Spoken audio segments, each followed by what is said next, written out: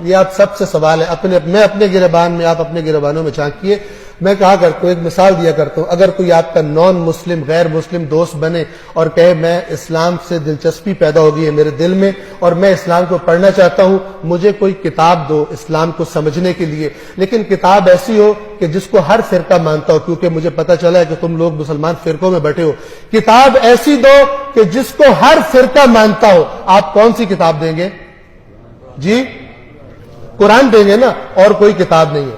اب توجہ سے سنیے، یہ دوسرا سوال، اگر وہ آپ سے پلٹ کر یہ سوال کرے کہ اسلام کو سمجھنے کے لیے جو کتاب تم نے مجھے دی ہے، تم نے بھی اسی کتاب کو پڑھ کر اسلام کو سمجھا ہے یا نہیں؟ آپ کیا جواب دیں گے؟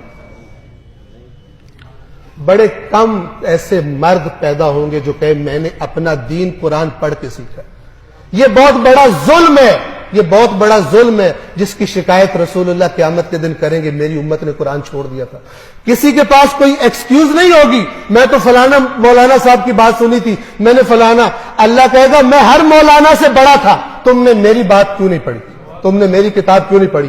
اگر گمراہ ہوئے ہو میری کتاب سے دور رہ کر، اس کے ذمہ دار تم خود ہو۔ یہ میرا رسول تمہاری یہی شکایت کر رہا ہے کہ میری قوم نے قرآن کو چھوڑ دیا تھا، میری قوم نے قرآن کو چھوڑ دیا تھا۔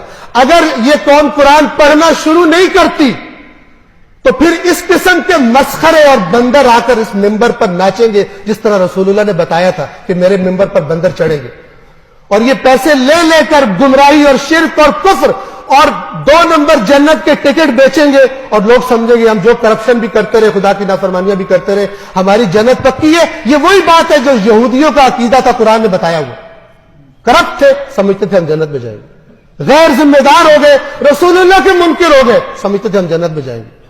خدا را قرآن مجید کو پڑھیے۔ بسم اللہ الرحمن الرحیم، قل هو اللہ احد اللہ الصمد لم یلد ولم یولد ولم یکن له کفوا احد۔ صدق اللہ العلی العظیم۔ والسلام علیکم ورحمۃ اللہ وبرکاتہ۔